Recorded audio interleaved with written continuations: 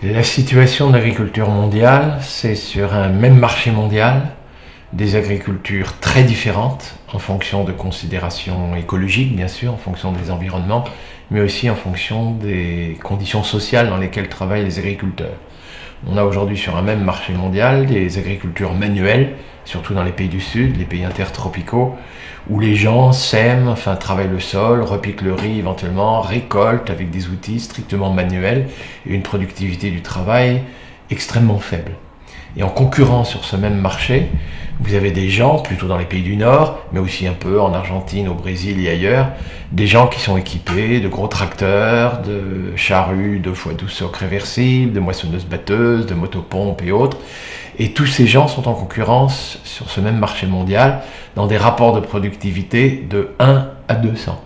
C'est-à-dire que quand, en un lieu donné, ça peut être Dakar, vous avez un sac de riz qui provient d'une agriculture manuelle, des gens qui ont repiqué le riz à la main, et quand vous avez juste à côté du riz qui a été récolté en Camargue ou en Louisiane avec des grosses machines, eh bien sachez que les deux sacs de riz à quantité égale, à qualité à peu près égale, se vendent à peu près au même prix, mais vous avez 200 fois plus de travail agricole dans l'un que dans l'autre. C'est-à-dire que ceux qui travaillent encore à la main aujourd'hui, quand ils sont contraints de vendre pour acheter des médicaments, quand ils sont contraints de vendre leur production, sont aussi contraints d'accepter une rémunération de leur travail 200 fois inférieure à celle de leurs concurrents.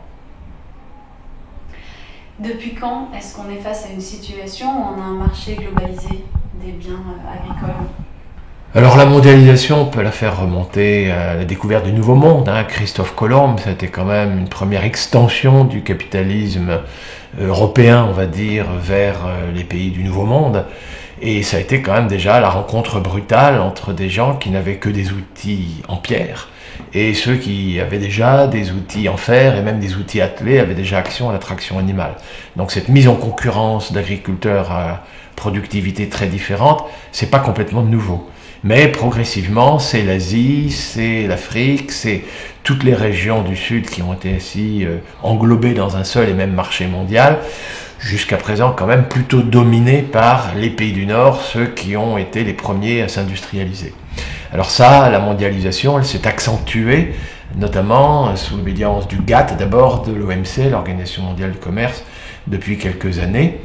Et la question, elle est, est-ce que finalement, dans le cadre d'un cycle de négociation, avec un mandat qui a été donné il y a déjà plus de 15 ans à Doha, est-ce qu'on va poursuivre cette globalisation des échanges, cette mise en concurrence, ou est-ce qu'au contraire, on va autoriser, notamment les pays les plus vulnérables, qui vivent un plus grand déficit alimentaire, à protéger leur agriculture vivrière par des droits de douane assez conséquents, pour ne pas souffrir de cette compétition en provenance des pays déjà industrialisés. Alors dans ce marché mondial, quelle est la situation de l'Europe ? Est-ce que c'est une situation particulière, de l'Union européenne en fait en particulier ? Alors l'Union européenne c'est assez compliqué parce qu'il y a l'Europe de l'Ouest, qui on va dire les premiers pays fondateurs de l'Union européenne. On a là une agriculture paysanne, on a une agriculture familiale qui était paysanne encore il y a 40 ou 50 ans, qui est devenue certes de plus en plus industrielle, c'est-à-dire qui s'est elle-même motomécanisée, l'emploi de machines à moteur, qui s'est chimisée, si je peux m'exprimer ainsi, à savoir qu'ils ont employé de plus en plus d'intrants chimiques, que ce soit des engrais de synthèse ou des produits phytosanitaires. Mais disons, ça reste une agriculture familiale, intensive dans le sens intensif en travail un peu, mais surtout intensif en capital, notamment les intrants, les produits phytosanitaires, quoi. Et on a maintenant en Europe centrale, Europe de l'Est, chez les nouveaux intrants, une agriculture duale où on a une toute petite paysannerie, mais qui vit alors avec des outils manuels. On continue de récolter à la faux dans certains pays, dans certaines régions de Pologne ou de Roumanie, et qui côtoie alors des grandes agricultures latifondières, on dit de très très grands domaines, qui ressemblent à la limite à des grands domaines comme on pourrait en trouver en Argentine, au Brésil ou ailleurs. Des gens qui d'ailleurs ne vivent pas forcément de leur travail, c'est-à-dire les détenteurs de ces grands domaines sont des gens qui investissent plutôt du capital pour réaliser un taux de profit et de mettre en concurrence comme ça des gens qui essayent de vivre de l'agriculture, de leur travail dans l'agriculture, et ceux qui n'investissent que du capital pour réaliser un taux de profit. Alors là, on se retrouve au sein même de l'Europe avec une concurrence aussi dans des conditions de productivité très inégales, et le risque évidemment de voir la petite paysannerie de plus en plus ruinée, devoir migrer peut-être vers les pays d'Europe de l'Ouest, peut-être même à l'étranger, aux États-Unis, et ce danger n'est pas mince. Il nous faudra absolument revoir la copie et faire en sorte que notre agriculture fasse un virage à 90 degrés, sinon, il faut être honnête, on va droit dans le mur, et il y a urgence d'amorcer ce virage avec l'adhésion évidemment d'un très grand nombre d'agriculteurs. C'est pas une décision qui se fait avec seulement 51% des agriculteurs contre 49%. Ce virage commence à ressembler quand même un peu à faire une agriculture qui se rapproche du cahier des charges de l'agriculture biologique, c'est-à-dire il nous faudra réduire les consommations en énergie fossile, et il nous faudra interdire tout produit agrotoxique. Il nous faudra aussi faire valoir par contre, gérer au mieux les fonctions naturelles des écosystèmes. Et il y a toutes les raisons de ce point de vue d'être optimiste. Parce qu'au fond, quand on parle sucre, amidon, le sucre de betterave, l'amidon du blé ou du maïs, c'est des hydrates de carbone, c'est la ration énergétique, on a besoin d'énergie pour aller retravailler le lendemain, mais cette énergie, on l'oublie trop souvent, nous vient du soleil. Les rayons du soleil, c'est la plante qui est capable, via la photosynthèse, d'intercepter les rayons du soleil, de transformer l'énergie solaire en énergie alimentaire, et bonne nouvelle, ces rayons du soleil, c'est une ressource naturelle renouvelable. Et fabriquer l'amidon, le sucre, les hydrates de carbone, c'est prendre du carbone depuis le gaz carbonique de l'atmosphère. Il y a pléthore de gaz carbonique dans l'atmosphère, vous savez que c'est un gaz à effet de serre. En prendre le maximum pour fabriquer du sucre, de l'amidon et accessoirement des pailles et plus tard de l'humus, c'est pas une ressource rare. On a là aussi une ressource pléthorique dont il nous faut faire un usage le plus intensif possible.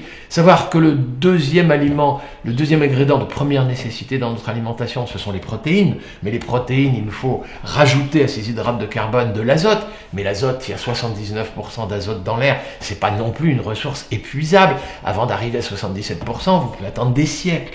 Donc c'est une troisième bonne nouvelle, savoir que le constituant essentiel de nos protéines démarre à partir d'une ressource naturelle renouvelable. Là où ça devient plus délicat, c'est que pour assurer tout ça, la plante doit impérativement être suffisamment alimentée en eau et doit pouvoir transpirer le plus longtemps possible. Et pour ce faire, il faut qu'elle soit bien alimentée en eau. Et pour ce faire, il ne faut pas que l'eau ruisselle directement vers la rivière et vers la mer. Il faut que le maximum d'eau s'infiltre dans le sol. Il faut que le sol soit poreux. Ça peut être le labour, mais ça peut être aussi les vers de terre qui vont rendre le sol poreux. Il faut éviter le ruissellement. On peut le faire avec une couverture végétale maximale. C'est très bien d'ailleurs parce que c'est comme ça que pas un rayon du soleil ne tombera à terre. Juste pour vous dire qu'il faut aussi que l'eau tombe à terre, mais soit retenue dans la couche arable pour être accessible aux racines, et pour cela, il faut que le sol soit riche en humus. Mais pour que le sol soit riche en humus, il faut réintégrer les sous-produits de culture, les pailles riches en carbone dans le sol, mais il faut savoir aussi réintégrer l'excès d'azote de l'urine et des excréments, ça s'appelle du fumier de nos animaux, et c'est un savant mélange entre le carbone, on va dire plutôt des pailles et des résidus de betterave et de l'azote de nos excédents animaux ou des plantes de la famille des légumineuses. C'est ce savant mélange qui va permettre de reconstituer de l'humus dans nos sols. Il y a urgence de reconstituer de l'humus dans nos sols pour éviter l'érosion des sols, parce qu'un sol riche en humus et une grande stabilité structurale, et en plus retient l'eau. Donc retenir l'eau, ça veut dire que la plante va pouvoir transpirer, avoir des échanges gazeux avec l'atmosphère le plus longtemps possible, et ce faisant, prendre le carbone du gaz carbonique, faire la photosynthèse. Et puis ensuite, si on peut faire en sorte que la plante ne soit pas trop soumise à des vents desséchants, ce serait quand même pas trop mal. Donc il faudra mettre des brise-vents, ça s'appelle remettre des haies. Ça tombe bien, quand vous aurez remis des haies pour faire brise-vent et allonger la durée de photosynthèse de la plante, vous retrouverez des coccinelles, vous aurez moins de pucerons, vous éviterez les pesticides, et dans la petite bande enherbée en bas de la haie, vous trouverez des carabes, ils vont vous neutraliser les limaces, ça vous évitera des pesticides. C'est-à-dire, il y a des formes d'agriculture alternatives, riches en biodiversité, y compris, il est parfois utile de réintégrer l'arbre dans l'écosystème. Dans le sud de la France, par exemple, tout près de Montpellier, il existe des champs de blé dur sous-noyés. Et ça veut dire une couverture végétale quasi permanente, le blé pousse quand le noyer, les feuilles ne sont pas encore apparues. Le noyer est une plante qui débourre un peu tardivement. Et quand apparaissent les feuilles des noyers, eh bien c'est génial parce que le blé dur a totalement recouvert le sol. Et le noyer, c'est un arbre qui va aller chercher des éléments minéraux en profondeur, mettre ces éléments minéraux dans les feuilles. Quand les feuilles mortes vont tomber à terre, ça va fertiliser le champ. Et le noyer abrite lui aussi des insectes auxiliaires, c'est-à-dire des insectes ravageurs de ravageurs. Et ainsi, on peut penser que le blé dur n'est pas trop atteint. Donc voilà, il y a des interactions entre les arbres, les plantes cultivées, les insectes ravageurs de ravageurs. Et pareil, les brise-vents, éviter la prolifération des agents pathogènes. Ça peut être aussi parfois d'associer plusieurs variétés dans des champs, dans un même champ ou même dans des champs voisins pour faire en sorte que les agents pathogènes qui seraient propices à une prolifération sur telle variété, eh bien, soient mal accueillis sur une autre, plutôt répulsive à l'égard de cet agent pathogène, et du coup on en évite la prolifération intempestive. Ça, cette biodiversité, cette agriculture riche, savante, extrêmement diverse, tout le contraire de la monoculture vers laquelle on s'amène si on n'opère pas ce virage à 90 degrés, c'est peut-être cette forme d'agriculture qui va finir par nous sauver.